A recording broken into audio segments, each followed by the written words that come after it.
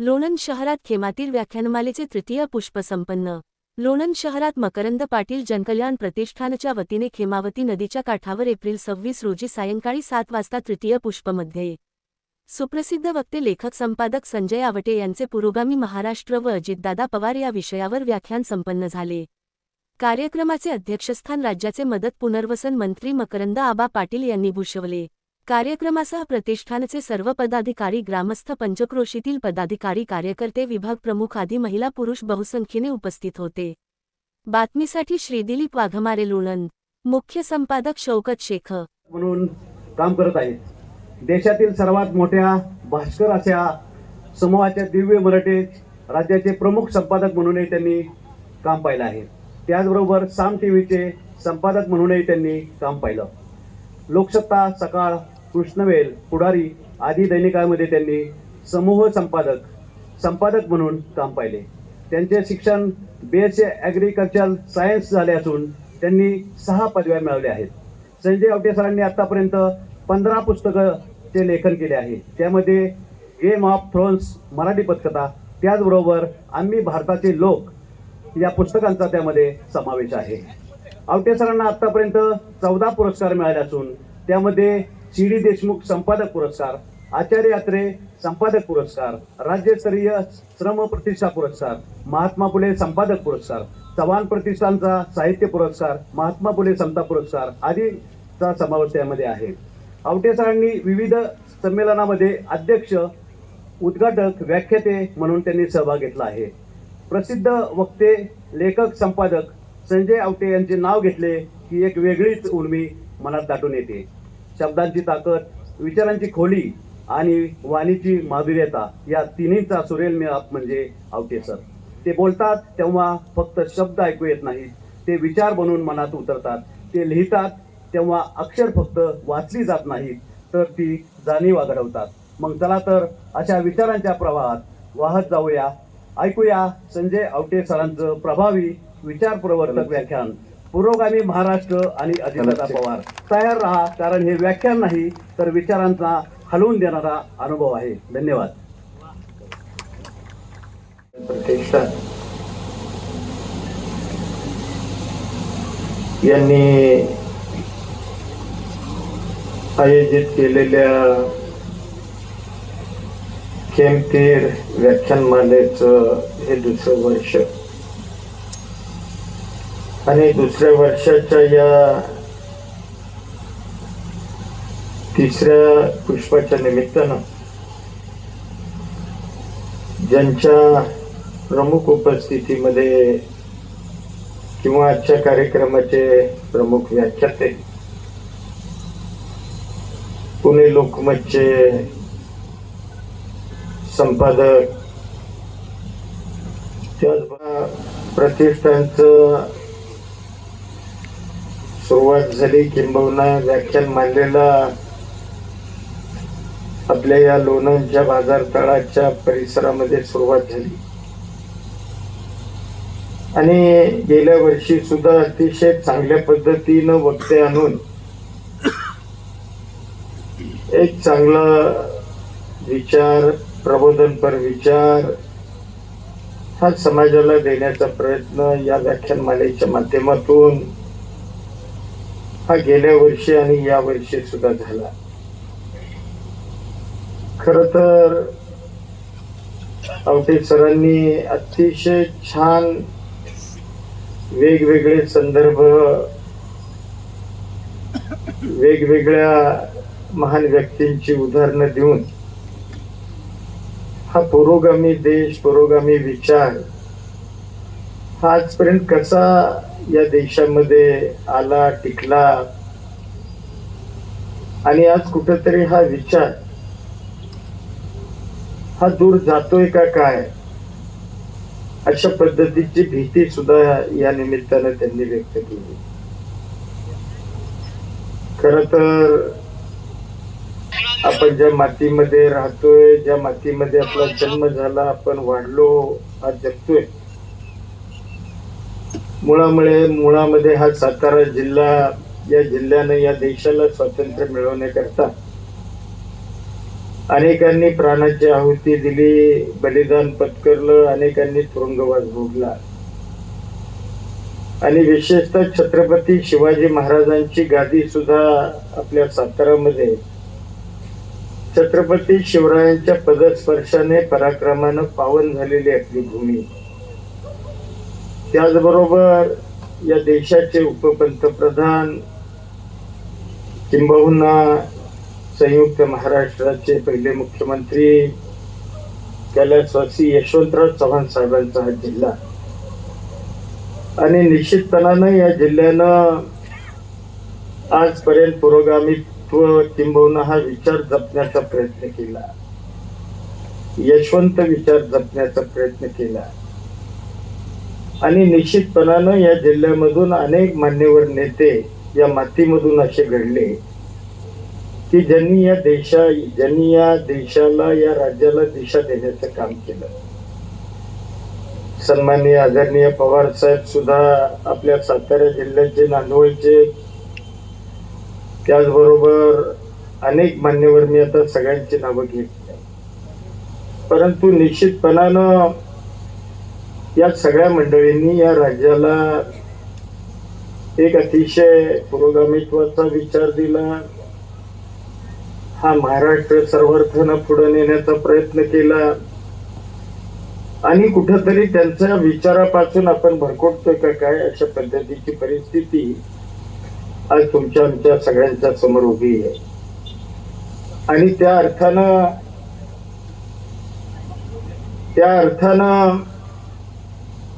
आजचं व्याख्यान, आवटे सरांचं व्याख्यान हे त्या अर्थानं खूप महत्वाचं आहे असं मी निश्चितपणानं समजतो. खर तर ही भूमी ज्या क्रांती ज्योतींनी स्त्री शिक्षणाचा पाया घातला, त्या भूमीमध्येच आपला हा कार्यक्रम खंडाळा तालुक्यामध्ये म्हणजे नायगावच्या परिसरामध्ये हा कार्यक्रम या ठिकाणी पार पडतोय. आणि मला या निमित्तानं आमच्या जनकल्याण प्रतिष्ठानच्या सर्व विश्वस्त मंडळाला मला मनापासून धन्यवाद द्यावा लागेल की त्यांनी एक चांगला विचार या लोणंदच्या परिसरामध्ये रुजवण्याचा गेल्या वर्षीपासून प्रयत्न केलाय. आणि खऱ्या अर्थानं आजच्या पिढीला या विचाराची गरज आहे, समाज प्रबोधनाची गरज आहे. जो समाज जरूर आज आपण 21व्या शतकाकडे निघालोय. याच जग आता आर्टिफिशियल इंटेलिजन्सचं जग, कृत्रिम बुद्धिमत्तेचं, आणि इकडे वाटचाल करत असताना जरूर आपली तरुण मुलं अभिमानास्पद म्हणजे मुलं मुली अभिमानास्पद कामगिरी करतात. परंतु हा विचार हा आपल्या मुलांवर असणं, तो विचार मुलांमध्ये रुजवणं, आणि हा जो एकसंघ भारत आहे, हा भारत हा काही असा उभा राहिलेला नाहीये. अनेक जाती, धर्माची, पंथाची लोक या भारत देशामध्ये राहत आहेत. आणि आजचं जर चित्र या देशातलं जर आपण पाहिलं तर प्रत्येकानं आपले नेते वाटून घेतले. म्हणजे मी आता नावं कुणाची घेत नाही, कुठल्या समाजाविषयी मी बोलत नाही, परंतु हे एवढे मोठे राष्ट्रीय नेते, एवढी उत्तुंग व्यक्तिमत्व की ज्यांचा आदर हा आपण सगळ्यांनी केला पाहिजे. आणि दुर्दैवानं आज आपण जातीमध्ये हे राष्ट्रीय पुरुष हे वाटण्याचं काम करतोय. हे काही या देशाच्या भविष्याच्या दृष्टीनं जे काही सध्या घडतंय हे काही योग्य नाही असं मला नम्रपणानं या ठिकाणी सांगायचंय.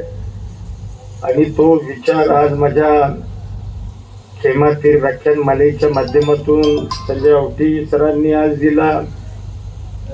काल मला वाटतं गणेश शिंदे सरांचं व्याख्यान या ठिकाणी झालं.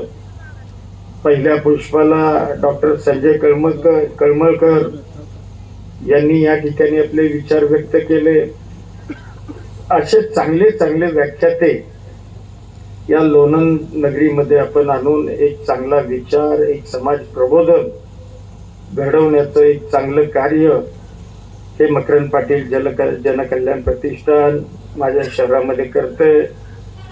या संस्थेचे अध्यक्ष नगरसेवक सागर शेळके असतील, उपाध्यक्ष उदयसिंह जगताप असतील, कार्याध्यक्ष रवींद्र क्षीरसागर असतील, सचिव ॲडव्होकेट गजेंद्र मुसळे, खजिनदार सुनील शहा, म्हणजे आमची व्यापारी मंडळी सुद्धा यामध्ये सहभागी आहेत. याचं मला कौतुक वाटतं. आणि त्याचबरोबर आमचे मार्केट कमिटीचे सभापती सुनील शेळके सर, आमचे मराठा नागरी पतसंस्थेचे चेअरमन आणि या संस्थेचे खऱ्या अर्थानं मार्गदर्शक डॉक्टर अनिलराजे निंबाळकर, विश्वस्त इंजिनियर राजेश गुरव, आमचे पत्रकार शशिकांत जाधव, पत्रकार रमेश धायगुडे, पत्रकार ज्ञानेश्वर ससाने, आमचे निमंत्रित सदस्यामध्ये शंकरराव क्षीरसागर असतील, सागर गालिंदे असतील आणि राजेश शिंदे, ही सगळी या विश्वस्त मंडळी एक चांगला उपक्रम तुम्ही सगळेजण राबवताय. तुमचं मनापासून या ठिकाणी मी कौतुक करतो, तुम्हाला धन्यवाद देतो, तुमचे आभार व्यक्त करतो. कारण ज्या शहरामध्ये हा विचार सातत्यानं हा त्या ठिकाणी मांडला जातो, निश्चितपणानं त्या शहराचं, त्या शहराच्या तरुण पिढीचं भविष्य हे निश्चितपणानं उज्ज्वल असल्याशिवाय राहणार नाही. अशा पद्धतीचा विश्वास या कार्यक्रमाच्या निमित्तानं व्यक्त करतो. आज तर खरं दादांच्या संदर्भामध्ये पुरोगामी महाराष्ट्र आणि अजित दादा म्हणजे खरोखर हे दोन्ही म्हणजे विषय एवढे एकरूप आहेत, एवढे जवळचे. कारण दादांनी ज्या वेळेला भारतीय जनता पार्टी बरोबर जाण्याचा निर्णय घेतला त्यावेळेला दादांना आम्ही मंडळी सारखे विचारायचो की दादा हे आपल्या लोकांना आवडेल का, आपण कुठल्या विचारावर निवडून आलो. तर दादा आम्हाला सांगायचे की मी दिल्लीमध्ये भाजपच्या वरिष्ठांना सांगून आलो की मी शिव शाहू फुले आंबेडकर हा जो माझ्या पक्षाचा विचार आहे तो विचार मी कदापिही सोडणार नाही. अशा पद्धतीनं तो विचार त्यांनी या सरकार बरोबर जात असताना सुद्धा हा विचार दिल्लीश्वरांना ते सांगून आले आणि त्यांची संमती सुद्धा या विचाराला त्या ठिकाणी मिळाली. आणि सातत्यानं आपण बघितलं की हा पुरोगामी महाराष्ट्र किंवा हा विचार या महाराष्ट्रामध्ये सातत्यानं मांडण्याचं काम हे पवार साहेबांच्या नंतर अलीकडच्या काळातले मी सांगतोय हे दादा सातत्यानं महाराष्ट्रभर मांडत होते. आणि आवटी सर म्हणाले ते खरं आहे. खरोखर आज या राज्यामध्ये नेतृत्वाची फार मोठी पोकळी दादांच्या जाण्यानं निर्माण झालेली आहे. आणि निश्चितपणानं जोपर्यंत दादा होते तोपर्यंत दादांचं महत्व हे लोकांना नव्हतं या राज्यातल्या. आणि आज दादा गेले तर ज्यांचा संबंध सुद्धा दादांचा कधी आला नाही ती लोक आजही दादांचं नाव आलं तर डोळ्यामधून त्यांचे अश्रू येतात.